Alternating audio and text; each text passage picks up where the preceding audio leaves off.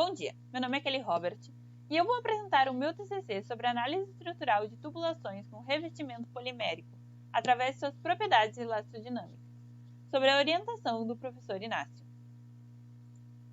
Essa apresentação é dividida em 4 partes: introdução e objetivos, teoria, resultados, métodos e conclusão. Durante os últimos anos, vem se tornando frequente na engenharia o uso de dutos rígidos multicamadas para extração e transporte de petróleo, igual mostrado no vídeo. São estruturas compostas que contêm camadas metálicas e poliméricas, com distintas funções. O aço confere à tubulação resistência às altas pressões do fundo do mar, e o polímero provê isolamento térmico para manter a temperatura do óleo e do gás, evitando que solidifiquem, e bloqueia a tubulação. Temos que conhecer a interação entre as diferentes partes desses tubos para entender seu comportamento mecânico em condições distintas e monitorar sua integridade usando algum método não destrutivo. Sabendo disso, os objetivos gerais desse trabalho são explorar a propagação de ondas em uma tubulação metálica com revestimento polimérico, e os objetivos específicos são calcular as curvas de dispersão da estrutura, utilizando 2 métodos, e numa análise dinâmica explícita, enviar uma onda de energia em uma frequência específica e verificar o comportamento como a mesma viagem no domínio das curvas de dispersão. E, por fim, discutir os resultados encontrados. Falando um pouco sobre a teoria.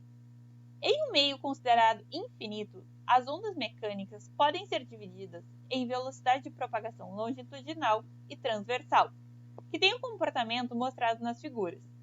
No caso de um meio semi-infinito, a interação das ondas P e S com a superfície livre induz a aparição de outro tipo de onda. A mais popular é a chamada onda Rayleigh, que também está nas imagens. Ela tem um valor muito próximo da onda S. Quando as ondas se propagam, elas sofrem vários tipos de atenuações e vão perdendo energia. O principal tipo de atenuação para esse estudo é a atenuação por dispersão, que é causada pela dependência da velocidade de propagação da onda com a sua frequência e está diretamente ligada à propagação em meios finitos, ou seja, uma das dimensões está muito próximo do comprimento de onda. Esse domínio infinito, as ondas de volume e de corte propagam-se à velocidade que são propriedades características do material. Mas no caso de estruturas finitas, além das ondas de volume e corte, a interação das ondas propagantes com as fronteiras do sólido faz com que apareçam diversos tipos de onda. Quando o meio de propagação da onda é finito, os fenômenos de reflexão e refração da onda afetam a propagação e o meio passa a ser dispersivo.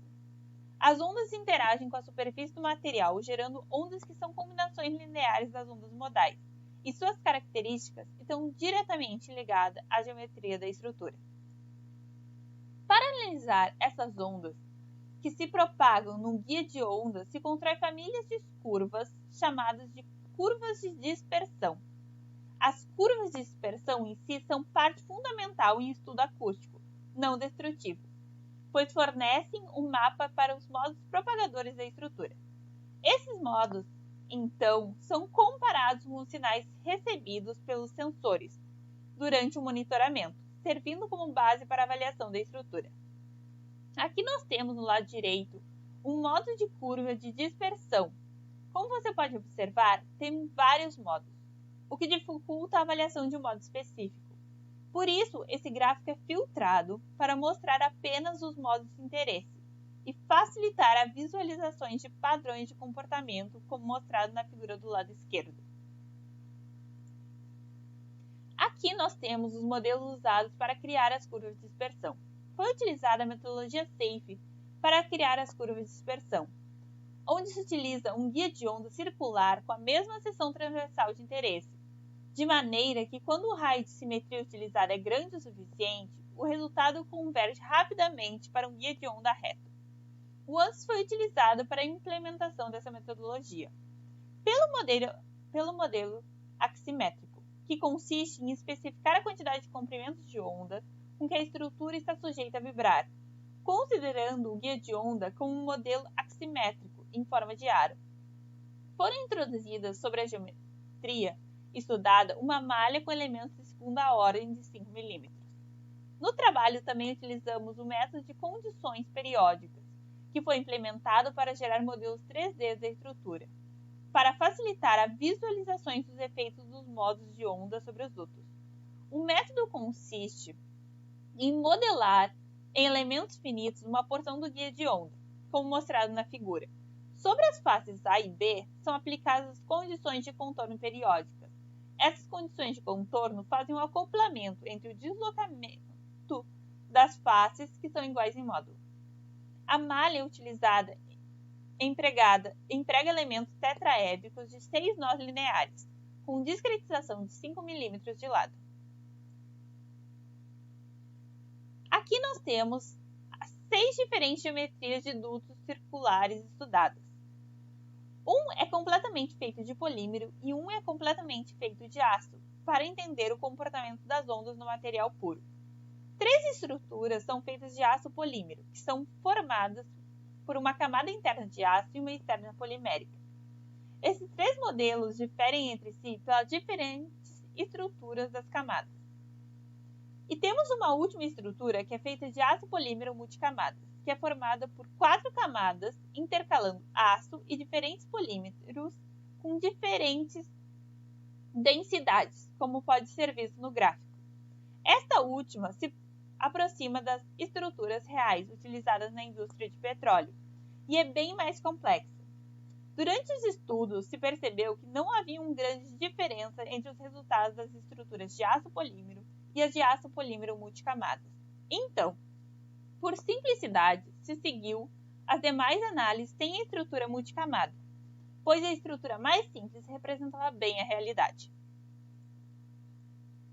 Aqui nós temos as curvas de dispersão para os 5 casos estudados. O gráfico pequeno do lado direito superior representa todas as curvas de dispersão geradas na simulação. Já o gráfico maior representa apenas os modos de interesse. A curva em azul representa o modo de flexão. As curvas em vermelho são os modos de torção.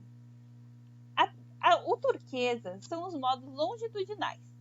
Todas essas partem da origem do gráfico.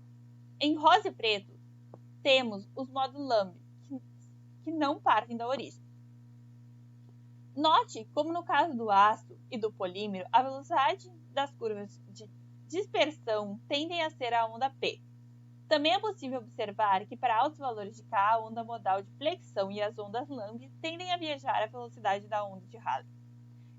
Isso acontece porque para altos valores de K e pequenos comprimentos de onda, essas ondas deixam de enxergar o limite da estrutura e só interagem com a borda livre mais próxima, comportando-se como uma onda de Rayleigh. Aqui são apresentadas as curvas de dispersão, separadas por modos. Para a configuração de aço, linhas em azuis, de polímero em vermelho, aço polímero, nas suas 3 configurações, em preto, turquesa e rosa.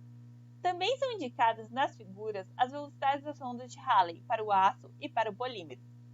Pode-se observar claramente nessa figura que para altos valores de K, contemos uma configuração mista. Quem governa o comportamento da onda é o polímero. Observa-se também que as diferentes configurações de aço polímero testadas modificam as formas das curvas sensivelmente.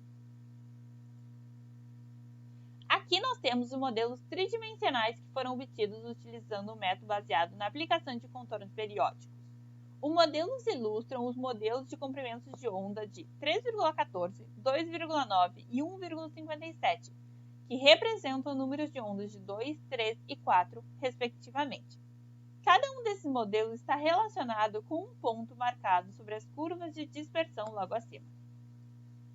Aqui também temos que o modo de propagação das ondas lambda é muito similar a um modo de flambagem chamado flip-flop, que acontece a partir de uma tubulação com distorção localizada, submetida a uma pressão externa, o que mostra a relação entre os modos de flambagem de uma tubulação e seu comportamento eletrodinâmico. Antes de seguir para os próximos resultados, vamos analisar um pouco sobre a transformada de Fourier, que encontra diversas aplicações no estudo de ondas mecânicas, transformando o domínio temporal ou espacial no domínio de frequências. Utilizamos aqui a proposta na qual se coleta a resposta temporal a uma excitação aplicada sobre o guia de ondas, medida sobre uma quantidade de pontos materiais. Isso resulta numa matriz de dados com dimensões de tempo versus alguma coordenada espacial. A transformada de Fourier pode ser aplicada nas duas dimensões dessa matriz, combinando o domínio de onda, o domínio onde a informação é visualizada, para um domínio frequência versus número de onda. Essa transformada deixa os dados em condições de ser superpostas às curvas de dispersão da geometria estudada, mostrando assim sobre quais ondas modais a excitação aplicada viaja. Na imagem, temos a forma esquemática desse processo. No caso estudados nesse trabalho, modela-se o tubo em elementos finitos, com comprimento de 20 metros. Aplica-se uma força de flexão e se faz a dupla transformada nos nós que estão em linhas vermelhas na imagem. Para a discretização, é utilizado o programa Abacus, empregando elementos tetraédricos lineares de 4 nós, sendo a discretização na camada externa de 25 mm, na interna de 16 mm e na face interna de 1,35 mm. Aqui nós temos os resultados para a excitação de 0,5 kHz. Nessa imagem, temos na parte superior o gráfico que representa a energia elástica e cinética armazenada no aço e no polímero. Na parte inferior estão as curvas de transformada de Fourier. A seta vermelha representa onde foram aplicadas as excitações. Podemos observar que o modo que governa aqui é o de flexão. Aqui temos o resultado para a excitação de 1 kHz. Essa configuração tem a mesma dinâmica da anterior, mas já temos a contribuição significativa do módulo Lamb, que faz com que a maior energia de excitação viaje pelo polímero. Aqui nós temos a excitação para 1,7 kHz. Podemos perceber que à medida que a frequência de excitação aumenta, mais energia vai viajar pelo polímero e mais oscilatório fica a energia armazenada.